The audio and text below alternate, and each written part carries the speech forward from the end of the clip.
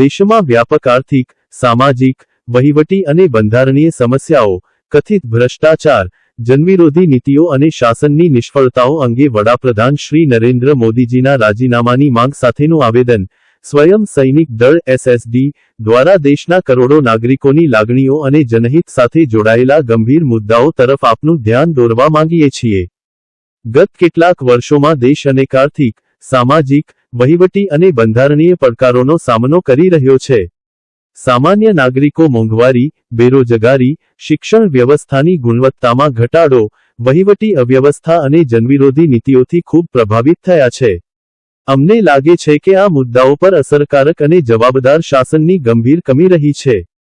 અમારી મુખ્ય ચિંતાઓ: મોંઘવારી અને આર્થિક સંકટ, પેટ્રોલ, ડીઝલ, CNG અને રસોઈ ગેસના ભાવમાં સતત વધારો થવાથી સામાન્ય લોકો પર આર્થિક બોજ વધી ગયો છે। આવશ્યક ચીજવસ્તુઓના ભાવમાં સતત વધારો અને ભારતીય રૂપિયાનું અવમૂલ્યન થવાથી જનતાની ખરીદ શક્તિ ઘટી છે। કર વ્યવસ્થાને લઈને પણ વ્યાપક અસંતોષ જોવા મળે છે। બેરોજગારી અને શિક્ષણ વ્યવસ્થાની નિષ્ફળતા, દેશમાં યુવાનો માટે રોજગારીની તકો સતત ઘટી રહી છે। આવી અનેક વિવિધ માંગણીઓને લઈને આવેદન આપ્યું હતું અને સરકાર પર આકરા પ્રહારો કર્યા હતા અને સરકારના રાજીનામાની પ્રબળ માંગ કરી હતી। ચાલુ રહી છે સરકારની, એને લઈ અને સ્વયં સૈનિક દળના માધ્યમથી આજે અમે મોદીના રાજીનામા બાબતે આવેદનપત્ર તો હાલમાં આપણે જોઈએ કે દેશની અંદર જે તાનાશાહી ચાલી રહ્યા એ જે પોતાના હક અને અધિકાર માટે લડી રહ્યા છે, તો જે લડી રહ્યા છે એનો અધિકાર છે અને એના હક છે કે ભાઈ એને જે કાંઈ રોજગાર જોઈએ છે, એને જે પેપર છે લિંક થયા છે એના માટે લડી રહ્યા છે, તો એનો એક સંવિધાનિક રીતે એનો અધિકાર છે। પણ ત્યાંની જે પોલીસ પ્રોટેક્શન છે એના પ્રોટેક્શન આપવું જોઈએ, એને બદલે એની ઉપર લાઠીચાર્જ થયો છે।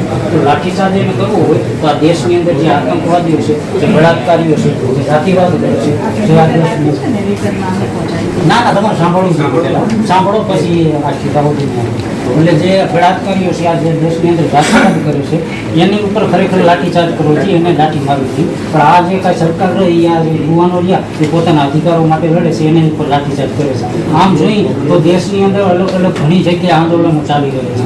આજે જે સરકાર રહી એ સરકારને આ જે કાંઈ પ્રજાએ સરકારને ત્યાં બેસાડી છે અને સરકારનું જે કાંઈ હક અધિકારો છે એને દેવા માટે અને એના જે કાંઈ શિક્ષણ છે, એની જે કાંઈ રોજગારી છે એના માટે અહીંયા જાહેરનામું છે, આપનો વાત સાંભળું છું, અહીંયા તમે દેખાવ કરવા નથી આવ્યા। અહીંયા મારે જાહેરનામું છે, હું વાત સાંભળું છું અમને, એટલે શાંતિથી સાંભળો બધા। એટલે આજે જે મોદી અહીંયા બેઠા છે તો એ માત્ર ને માત્ર પ્રજાના હિસાબે બેઠા છે, તો એ જો આજે કાંઈ સરકારે આજે કાંઈ જનતાની એનું કોઈ પણ ભલું ન કરી શકે, એના શિક્ષણમાં કાંઈ નો ફેરફાર કરી શકે, એને જે રોજીરોટી છે એ પૂર્ણ ન કરી શકે, તો એને એ ખુરશી ઉપર બેસવાનો કાંઈ હક કે અધિકાર છે જ નહીં। આજે હાલ જોઈએ આપણે તો 2012થી જે કાંઈ ભાજપા સરકાર આવી છે ત્યારથી લઈ અને અત્યાર સુધી દેશની અંદર જેટલું પણ રહ્યું સરકાર એ બધું વેચી અને પ્રાઇવેટીકરણ કરી નાખ્યું। ના બેન સાંભળવું પડશે, તમે સાંભળવા માટે લોકશાહી છે, તમારે સાંભળવું જોઈએ। અને કદાચ અમે કલાક રજૂઆત કરીએ તો તમને સાંભળવા માટે તમને બેસાડ્યા, એટલે તમે સાંભળો, અમારી વાત પૂર્ણ થાય એટલે અમે કહીશું।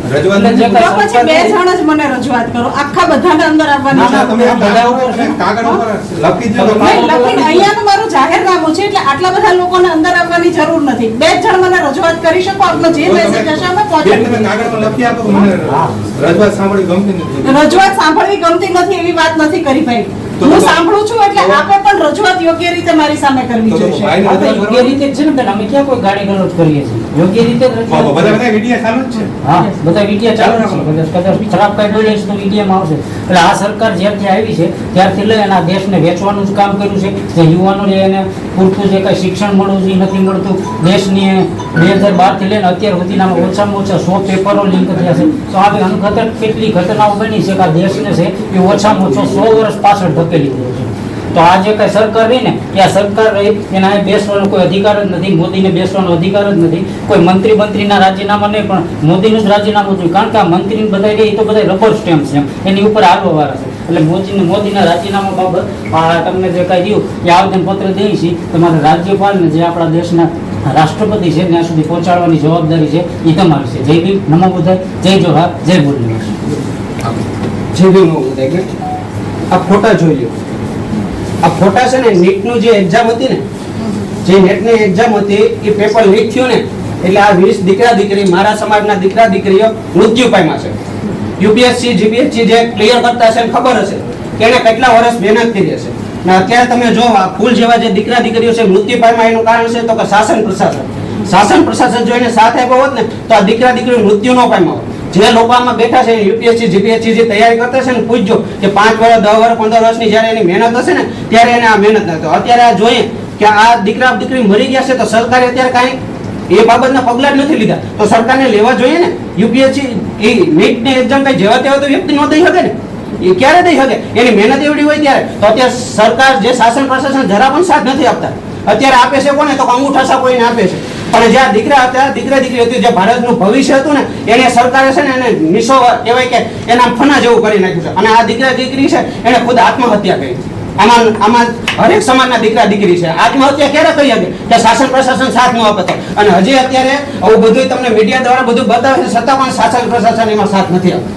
એનું કારણ કોણ? તો કે શાસન પ્રશાસન છે ને. એટલે ઘણું છે પણ સર 2006 થી માંડી, હવે છેલ્લી 1 મિનિટ હજી લઈ લે, 2006 થી માંડી અત્યારે 2026 સુધી સ્વયં સૈનિક દળના માધ્યમથી જૂનાગઢ કલેક્ટરને ઘણા આવેદનો આપ્યા. હજી અત્યારે એ આવેદનમાંથી જીરો પ્રમાણે અમારે કહેવાય કે હજી અમને કાંઈ માહિતી મળી નથી. જીરો છે એમ.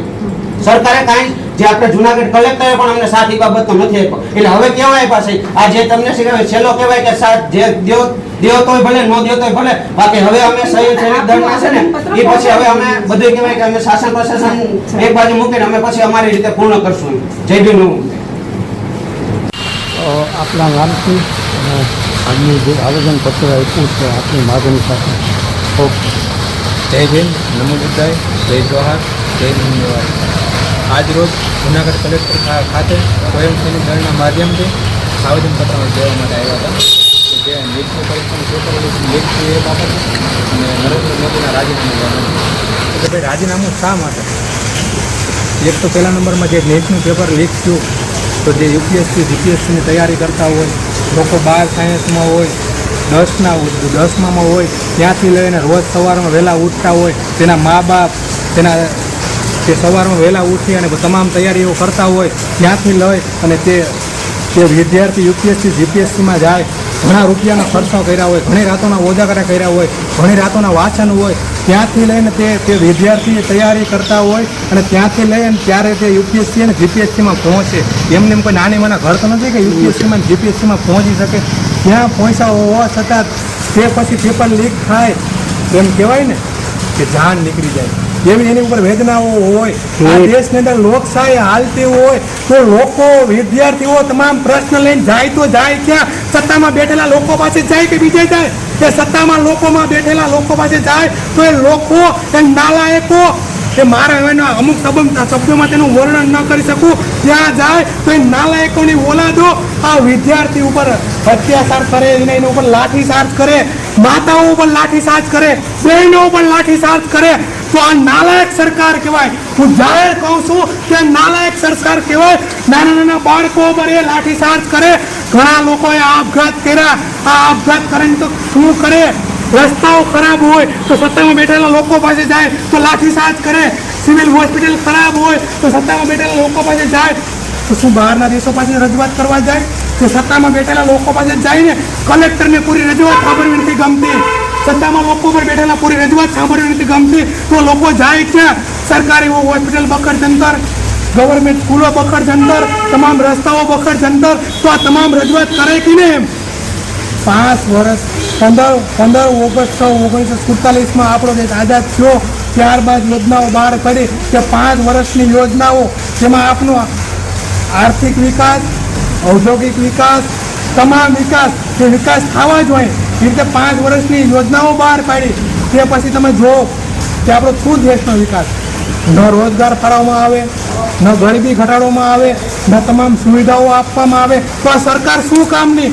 એક મામૂલી માણસ બોલે તો એને અંદર કરી દો, એક જ નિયમો. અને જે ઓલા રબર સ્ટેપો છે ને એ નાલાયકો, એ પોલીસ કર્મચારીઓ બધા એવા ન હોય, પણ એ જે લાઠીચાર્જ કરતા હતા ને તો આ વિદ્યાર્થી ઉપર દયા ખાવી જોઈએ. અને હું તો ત્યાં સુધી અમે એસએસડી સ્વયં સૈનિક દળના માધ્યમથી કહીએ છીએ કે આ તમામની તમારી નોટબુક તૈયાર કરજો, જેમાં સરકારમાં બેઠેલા મુખ્યમંત્રી, સાંસદો કે તમામને એમાં નામ લખજો, અને જે ઓલા પોલીસ કર્મચારી જે કાંઈ ઓલા લાઠીચાર્જ કરે ને એ તમામના ફોટા રાખજો, અને ફોટા એ બુકની અંદર આપજો, અને તમારા આવનાર બાળકોને કહેજો કે તમારા બાપો ઉપર આ લોકોએ હરામખોરોએ લાઠીચાર્જ કર્યો, એ બુક પણ રાખવી જોઈએ, અને આગળ જતા કહેવાય, અને એને સંતાનોને પણ કહેવાય કે તમે એની ઓલાદો છો કે તમારા બાપાએ હમણાં નિર્દોષ વિદ્યાર્થી ઉપર અત્યાચાર કરેલો, એને તમે ઓલાદો છો, એને એ પણ કહેવાય. એટલે તમામે એક બુક તૈયાર કરવી, અને મીડિયાના માધ્યમથી કહું છું એટલા માટે બુક તૈયાર કરવાની, તમામ જે દિલ્હીના જંતર મંતરના ફોટા એ ફોટા તમારી બુકની અંદર રાખવાના, અને એ કારણ કે એટલા માટે રાખવાના કારણ કે કોઈ નાની એવી ઘટના તો નથી, એક દેશની મહિલાઓ પર તમે કઈ રીતે લાઠીચાર્જ કરી શકો. તમામ મીડિયામાં સ્પષ્ટ દેખાય છે, તે છતાં અહીંયા જે કાંઈ તંત્રમાં બેઠા તો એના મોઢા મૌન છે. તો તમને શું અમે એટલા માટે બેસાડ્યા કે તમને બગાવ લેવા માટે બેસાડ્યા? બગાવ લેવા માટે નહીં, પણ આ દેશની જે કાંઈ સિસ્ટમ હોય એમાં બદલાવ આવવો જોઈએ. એટલા વર્ષો આ હોઈ ગયા, તે પછી આમાં કાંઈ બદલાવ ન આવે તો સ્વેચ્છાએ રાજીનામું આપવું જોઈએ કે ન આપવું જોઈએ? આપવું જોઈએ. દેશમાં ગરીબીનો દિન પ્રતિદિન વધારો થાય છે, દેશમાં ભૂખમરો દિન પ્રતિદિન વધારો થાય છે, તો આ સરકારને રાજીનામું આપવું જોઈએ કે ન આપવું જોઈએ? આપવું જોઈએ. આ જુનાગઢની અંદર એમ કહેવાય ને કે જાહેર માર્ગો રહ્યા ને, જે રાજકોટનો મેન આવ્યો છે ને, એ આખો રસ્તો બખર જંતરસિંહમાં એટલા રોદાઓ છે કે નાના યુવાનોને પણ કમરના રોગ થઈ જાય. તો આ સરકારને રાજીનામું આપવું જોઈએ કે ન આપવું જોઈએ? આપવું જોઈએ. આ મોદીને રાજીનામું આપવું જોઈએ કે ન આપવું જોઈએ? આપવું જોઈએ. તો એક અમારી એમ ચેલેન્જ માનો તો ચેલેન્જ કહી શકાય. આવનાર દિવસોમાં જો આ સિસ્ટમમાં બદલાવ નહીં આવ્યો તો આવનાર દિવસોમાં ઉગ્ર આંદોલન થશે, અને એનું શાસન પ્રશાસન જવાબદાર રહેશે. જય ભીમ, નમો બુદ્ધાય, જય જોહાર, જય મુંડેવાલી.